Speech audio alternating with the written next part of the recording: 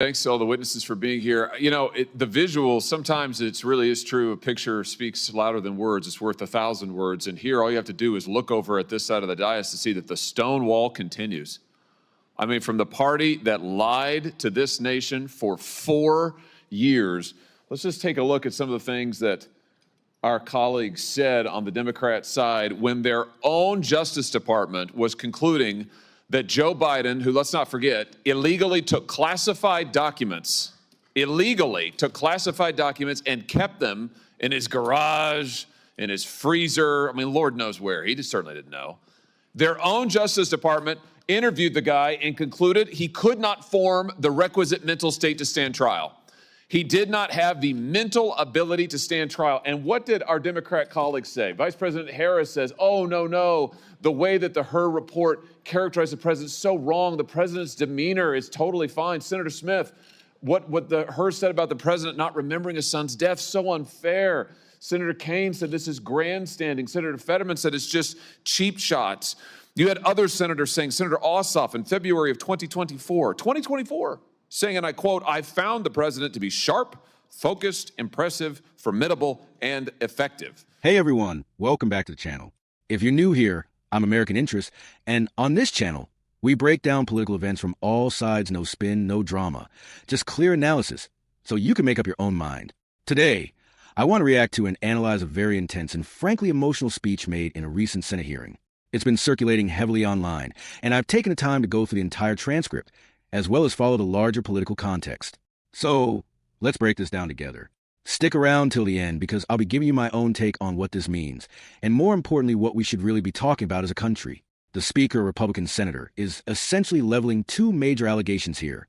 One, first, that President Joe Biden is mentally unfit for office, citing reports that suggest the Justice Department found Biden could not form the mental state required to stand trial in relation to classified documents he allegedly mishandled. Two, second, that Biden may not have even personally authorized several major presidential actions, specifically the signing of pardons and clemencies via a mechanism called the Autopen. Now, these are serious allegations, and they deserve serious scrutiny. In June 2024, Congressman Jeffries insists Biden was, and I'm quoting again, incredibly strong, forceful, and decisive.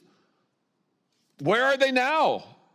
They don't want to answer for any of those quotes now.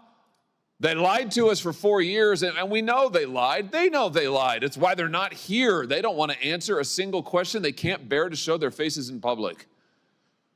And you know what? It's right that they can't do that because the bill of goods they sold this country, they walked this country right into one of the greatest constitutional crises of our history, And now they are afraid to even show up to admit it. These are people, and this is a party that cannot be trusted with power, that cannot be trusted to tell the truth, the most basic truth. They all changed their tunes after Joe Biden debated President Trump, and the whole world could see he couldn't even form a sentence, that running this guy for president again is a form of elder abuse. My, how they changed their tunes after that. Now they can't even show up in public to talk about it. This is embarrassing. But worse than that, it's dangerous. It is dangerous for this country. Mr. Wold, I want to pick up on something you just said a second ago about the OLC and their opinion as to when an Autopen can be used. Just be clear about this. Autopen means not signed by the person. Autopen is basically push of a button and it gets signed. OLC says only when the president specifically directs it and it is under his direct authority. Do I basically have that right? That's correct, Senator. So based on the facts we know, did that happen in this case with all of the pardons and clemencies and other giveaways that Joe Biden signed? Assuming that the Biden White House complied with sort of traditional practice of presidential administrations and that there was record keeping either from the staff secretary or others, there should be records to indicate either through covering memorandum or briefing books where the president would have signed his signature authorizing this decision. None of that has come forward. That would be very easy to dispel some of these concerns. And I think what we're seeing here is really the Autopen is best understood as sort of a tool of executive convenience. Hold on just a second. You just said something very important. I want to emphasize that. So what you're saying is that there should be, for every time that Biden authorized the Autopen, there should be a record of that.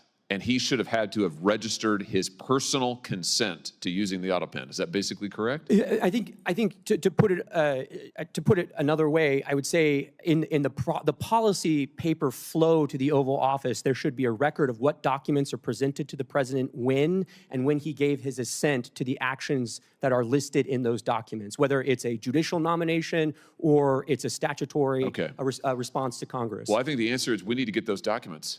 And I just say to our friends in the media over here, you guys need to be asking for those documents, and we need to be asking for them, Mr. Chairman. We need to see those documents.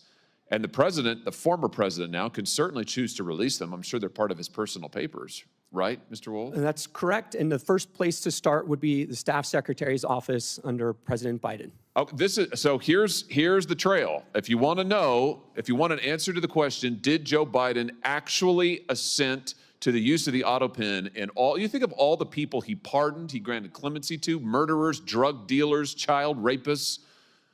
Let's find out, did he actually authorize it? There should be a record of it, is what we've learned today. Thank you for that testimony, Mr. Wold. There should be a record of it. So this is a binary question. It's not, oh, we don't know, gee, it's hard to say. No, actually, we can find out. So right now, today, I call on President Biden, former President Biden and his staff, release the documents. You have them, you know you have them, release them. If what you did is legal, and if you're really not embarrassed about it, and you think it was totally constitutional, release the paper flow. Show us the documents where the president authorized the use of the pen for every single pardon and clemency and stay application. Let's see it. Let's see all of it.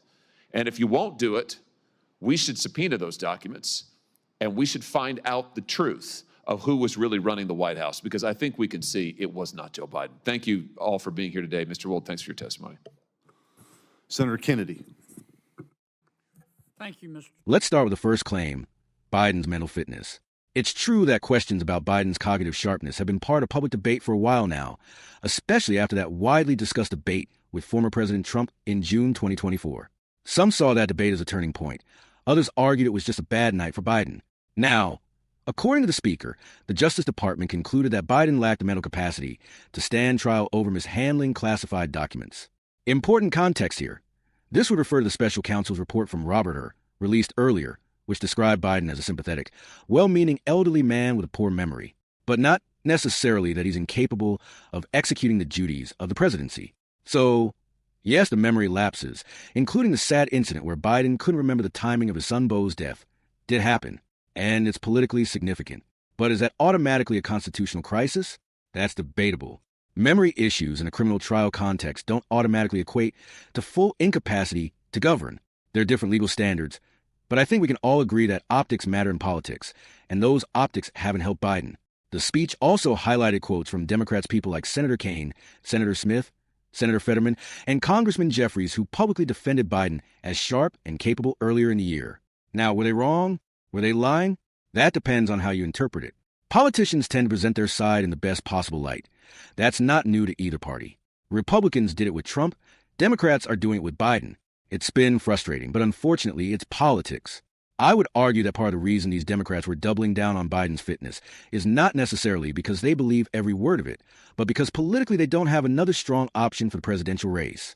So they're committed for now. Whether that commitment holds all the way to November is another conversation we'll need to have soon. Now, let's move to the second major claim of the speech, the Autopen.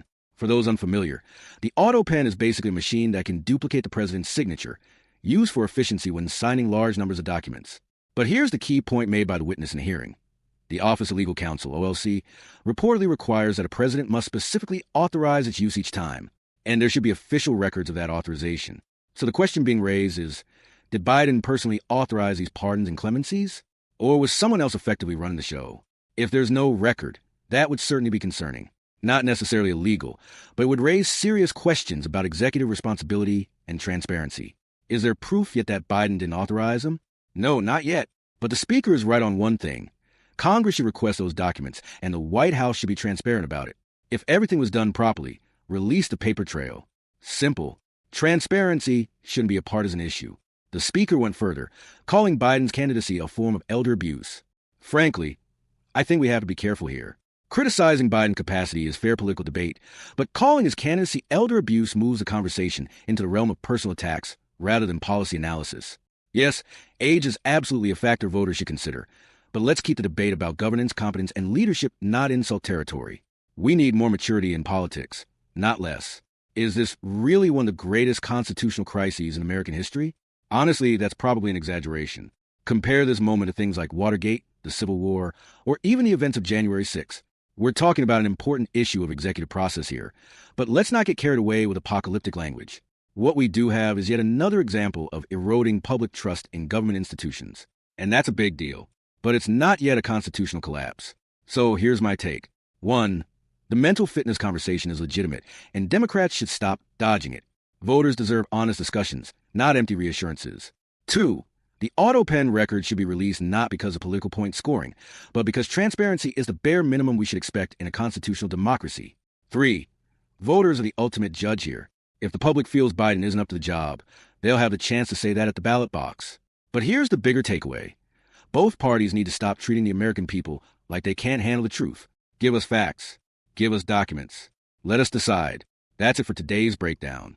If you found this helpful, hit like, subscribe, and drop a comment below. Do you think Biden capacity is the real issue here, or is this just more political posturing? I genuinely want to hear your thoughts. I'm American Interest, and I'll see you next time with more grounded, clear-eyed political analysis. Until then, stay curious, stay informed,